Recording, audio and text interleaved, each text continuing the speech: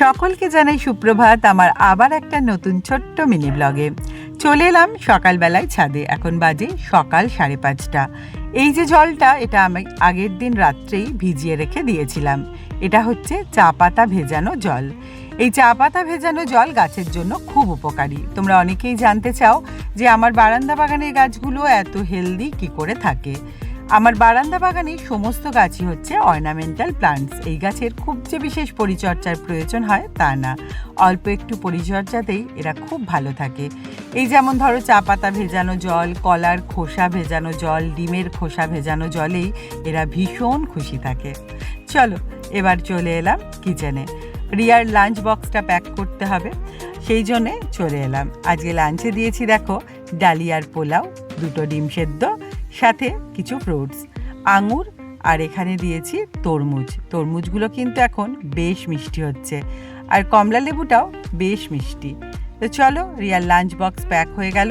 এবার আমিও নিজের লাঞ্চ বক্স প্যাক করে রেডি হয়ে নিলাম অফিস যাবার জন্য।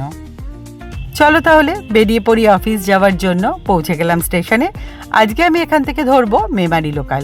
ওই দেখো ট্রেনটা আসছে, ওই ট্রেনটা করে আমি যাব হচ্ছে ব্যান্ডেলে।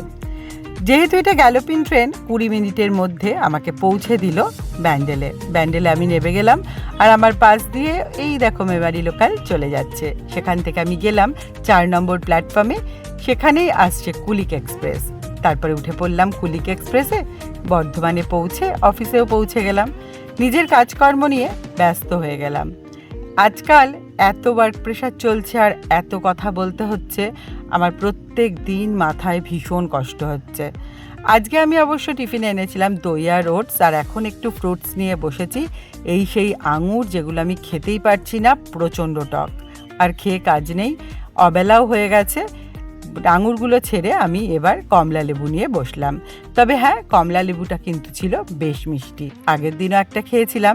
এই অসময়ে যে কমলা লেবু এরকম মিষ্টি হতে পারে তার ধারণা কিন্তু আমার একদমই ছিল না। তো চলো খেয়ে নিই ফ্রুটসগুলো। আজকের কাজকর্ম তো গোছানো হয়েই গেছে। ফলটা খেয়ে নিয়ে আমি বেরিয়ে পড়বো বাড়ির উদ্দেশ্যে। অনেকক্ষণ ধরে দাঁড়িয়ে আছি, একটা টোটোরও দেখা নেই। আকাশটা দেখতে লাগছে কিন্তু ভীষণ সুন্দর। পুরো চারিপাশের এই কমলা আভাটাকেই বোধহয় বলে গোধূলির আলো। তারপরেই একটা টোটো পেলাম এবং পৌঁছে গেলাম আমি স্টেশনে। বাজে এখন 5:06। 5:25 আমার ট্রেন, তাড়াহুড়ো নেই, আস্তে আস্তে চলো গিয়ে বসি ট্রেনে।